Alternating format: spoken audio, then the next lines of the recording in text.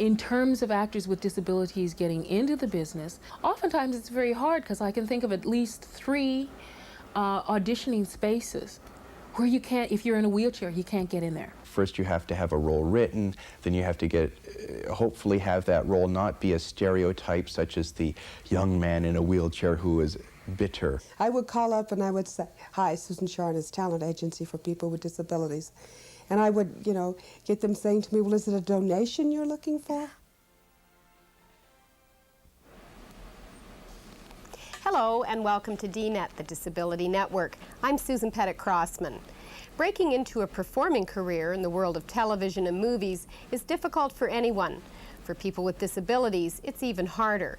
Today, we'll examine some of the barriers faced by disabled actors and also ways those obstacles are being tackled. And later, we'll look at modifications to the design of hand controls for vehicles, modifications that make the controls portable. First, here's this week's Disability News highlights.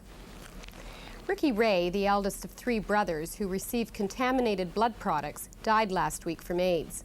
All 3 brothers were born with hemophilia. As Mark Leff of CNN reports, people who have the virus can suffer discrimination as well as the debilitating effects of the disease. The boys were born with hemophilia. Blood clotting agents they received in the early 1980s apparently contained the AIDS virus.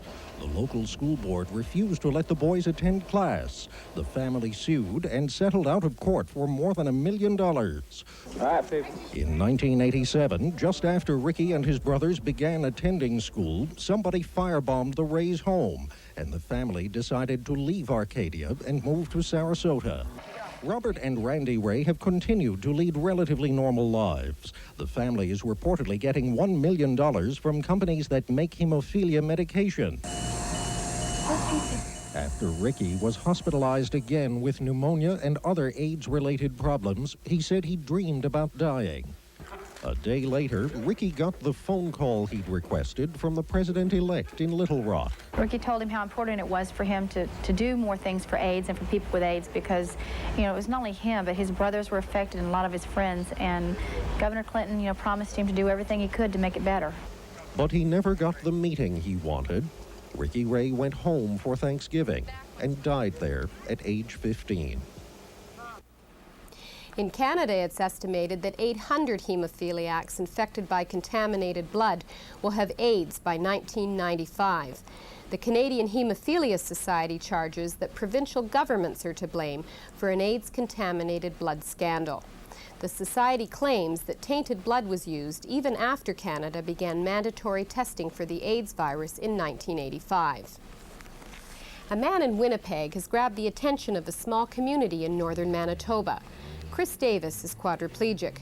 When he couldn't afford to buy his own wheelchair, even with government assistance, people in St. Teresa, Manitoba decided to take matters into their own hands. Colleen Rogette has the details. Without this high-tech wheelchair, 36-year-old Chris Davis, a quadriplegic, would be confined to bed. The $18,000 chair is on loan. The province only funds up to $10,000 for medical devices. Davis thought he would lose the chair soon because he couldn't afford to buy it. This morning, that all changed. And on behalf of the members of St. Teresa Point community, I am pleased to present to Chris Davis a check for $8,000. Ken Wood, who had never met Davis until today, says his community sympathized with Davis's plight. Wood especially, since his own daughter is in a wheelchair. Davis says he still thinks the provincial government should have paid the full cost of the chair, not a poor northern community.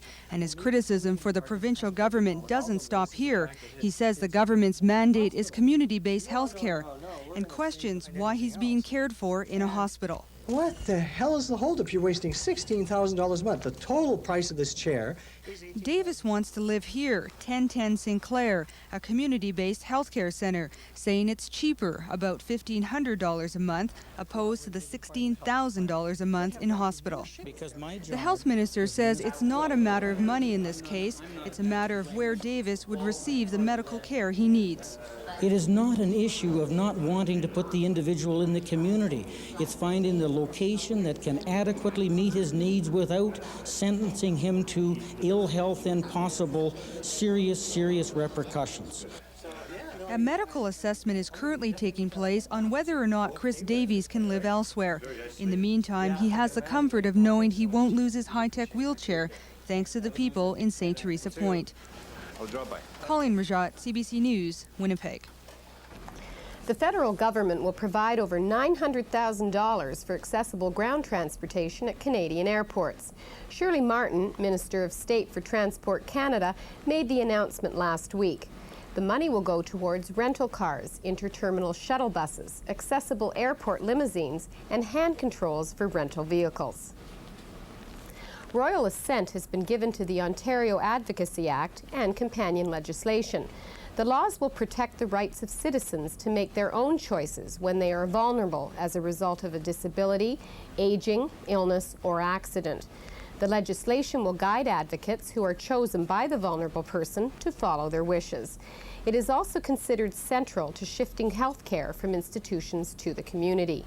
Elaine Ziemba, the Ontario Minister of Citizenship, says the Act will make a difference. When we look at the Advocacy Act and the need for one, we also have to look back at the fact that there has been documented cases of abuse and neglect, exploitation, and those are things that no longer will our society tolerate, and there has to be a system put in place so that we can eliminate those concerns that we have about the abuse and neglect that has happened over the years. Athletes with developmental disabilities will now be able to take part in the Paralympic Games. The International Paralympic Committee made the announcement in Manchester, England last weekend. Athletes who are developmentally disabled will compete alongside those with a physical or visual disability. Committee President Dr. Bob Stedward of Canada referred to the move as a significant decision. He also said the Paralympic Committee is developing closer working ties with the International Olympic Committee and the International Sports Federation. In Toronto, Santa's in town with a new elf by his side. As Dominique Chulot of City Pulse News discovered, if you visit the Eaton Centre, you'll find a real sign that Santa remembers everyone. Candy? He wants candy the most? And we realize that there is a tremendous amount of children out there who have not had the opportunity to communicate with Santa. So it was simply a way of us inviting these children to experience the magic of Christmas. You've been a good boy? Yeah, he's been a good boy, right? And he's what, 3 years old? How old are you? For this type of thing to be happening for deaf children, to be able to see Santa Claus with the signing elves, I feel that's a very positive thing. It really encourages the communication for the deaf children. Perhaps it might be an idea that Santa Claus might be able to learn sign language in the future. What's he saying? He doesn't know what he wants. A train. He wants a train for Christmas. We have a signing Santa at our center. So, but this is something new and wonderful for the kids. You know what this means?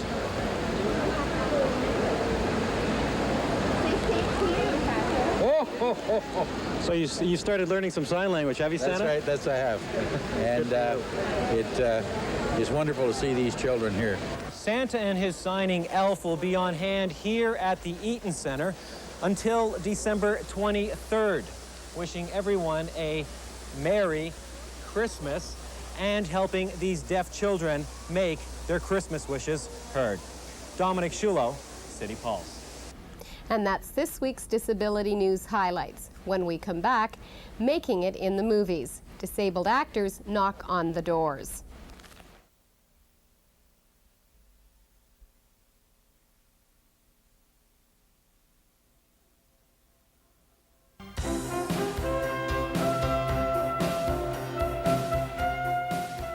How many disabled actors have you seen on television and in the movies? Not many.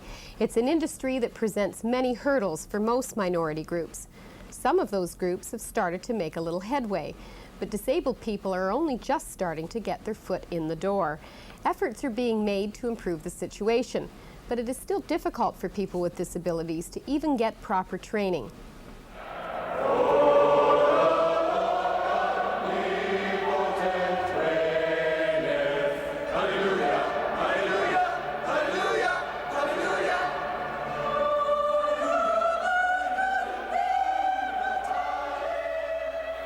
It's 8:15 a.m. at Ryerson Theatre School in Toronto. As usual, the day begins with warm-up exercises.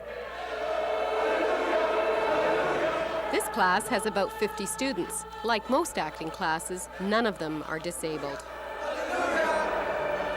Tim Morgan is an instructor at the school.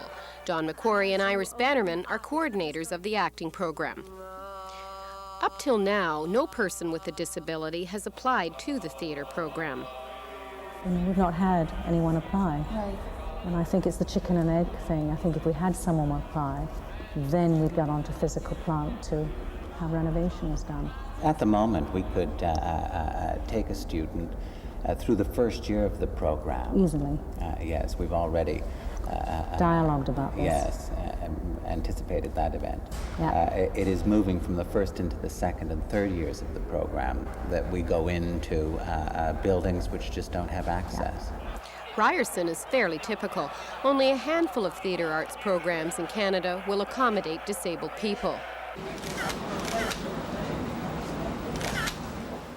David Shannon didn't have to deal with that problem. He went to Los Angeles for his training. Not a lot of fuss was made about whether you did or did not have a disability. Did you ever apologize to Garcia for wrongfully accusing him of those crimes? No. He recently landed the role of a lawyer on the television series The New Divorce Court. His part as Sean O'Donnell is big news, considering the barriers faced by disabled actors. I do think some systems can put barriers in front. Now, first of all, to be an actor, and I think it's widely noted by everyone, you're going to have trouble finding work. There is probably 95% of actors are unemployed at any given time anyway. So immediately, it's a difficult business to become involved with. And I think many people know that there are not a lot of roles written for disabled actors. So that is hard. Also, I think you need to educate producers and writers to have them realize that it's quite easy to incorporate persons with a disability into a script because they're simply it's simply a human story. There's nothing particularly strange or bizarre about using a disabled actor. Sandy Ross is the vice president of the Toronto branch of ACTRA. What we have in our industry, in the performing arts, is this theory that your basic Anglo-Saxon, your basic neutral actor can either paint his face or put on an accent or be in a wheelchair or pretend they're blind, whatever, that they are a palette that you can paint anything on. I don't fight cripples.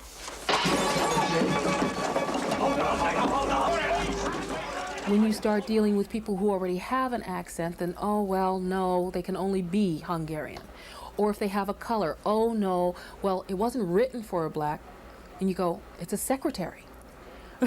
What does that mean? Oh, well, no, we'd prefer to have someone who's not in a wheelchair because there's all the cords around. You have to get past some of the stereotypes about disabled people if you are going to put them into, into a role. So you do have to get past certain barriers. First, you have to have a role written. Then you have to hopefully have that role not be a stereotype, such as the young man in a wheelchair who is bitter about his injury. And then, I guess finally, you have the double dilemma. If you get past all of these, and a good role comes along, and it's quite exciting for a person with a disability. Often they'll put able-bodied actors into a wheelchair or give them a crutch or whatever and say, play the disabled person. I think that there is an inherent prejudice within it and a discrimination that is, in some respects, quite deplorable.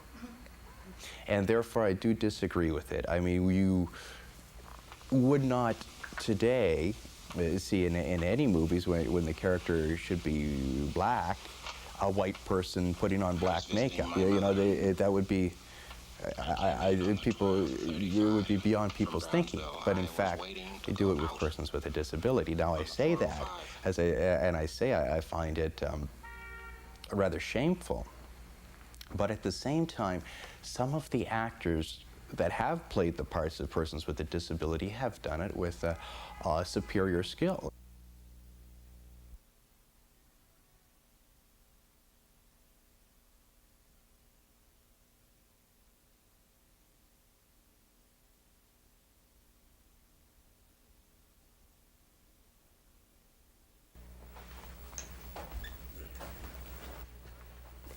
Susan Charnas is one of the people trying to break down barriers for disabled actors. She's been operating her own talent agency for several years. At times I didn't know whether to go for the jobs or go for the clients or what. And I would go up to people, strangers, literally. I would stop them in malls, chase them on the street, and I would say, hey, I've got this talent agency. I think you'd be great in commercials. And I mean, I had just as difficult a time convincing them as I had convincing, let's say, the directors, the casting people. When she tried to contact production companies, she got this reaction.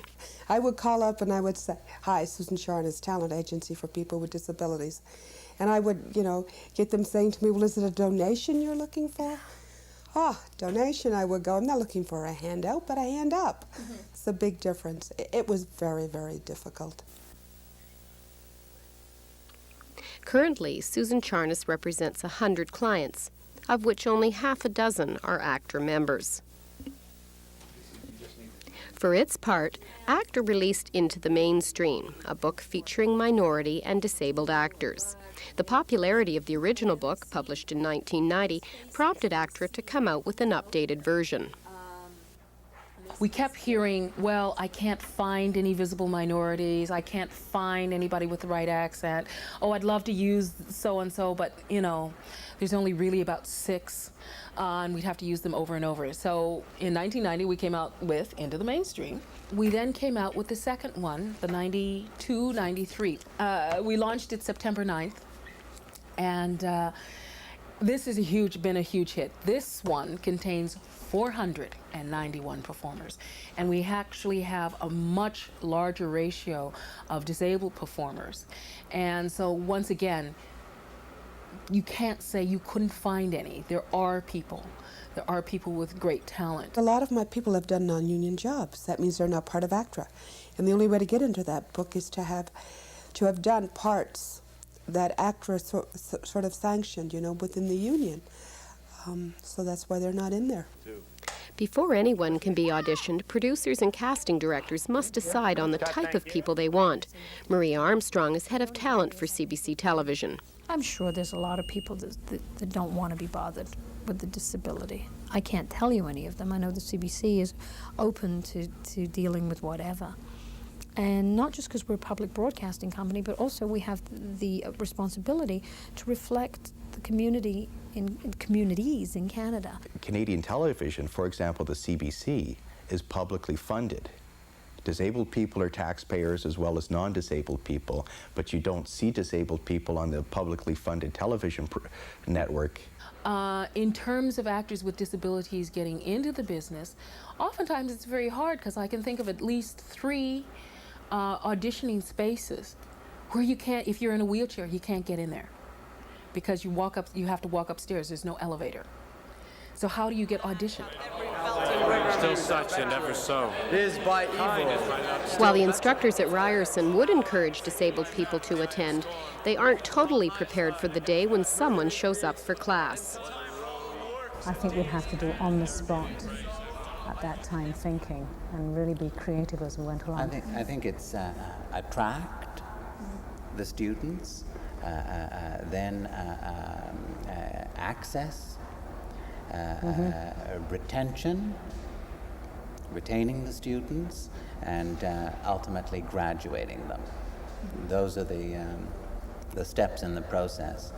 And we're at the point of, through you and this opportunity, reaching out and attracting the talent. How will disabled actors finally break into the mainstream? What has more of an impact? Many disabled people playing a variety of roles, or one superstar making a major breakthrough? No, we had Sidney Poitier, right? And it's still taking years. We're still doing this thing. It's getting rid of attitudes. And then, because usually you have like one great actor with a disability, and they say, well, see, we have one. We don't need any more. In the meantime, David Shannon believes that in lull periods, actors should continue practicing their craft. If actors are having trouble finding work and people say, oh, it's tough for disabled actors especially to find work or whatever, well, maybe, if you can, get out and write your own thing or produce your own play. I think the change will start with the play. And then if the scripts are there, then there's work for the actors. actors, and then we will be training for a market. There's a change, a phenomenal change that's happening around this world. It's happening in terms of the equalizing, the balancing of power. It's reflected, I think, in terms of issues like disability, like men and women, and it's about time. So let's move over and share. Sue Charnas is looking into starting a training program for her clients. And there are other agencies that represent disabled performers. Disabled actors are also gaining experience on stage with companies such as Rolling Thunder in Ontario and Theatre Terrific in Vancouver. If you've had acting experience or theatre training, we'd like to hear from you. What are your thoughts about the visibility of disabled performers on television? Write to us. We'll give you our address at the end of the show. When we come back, high-performance driving.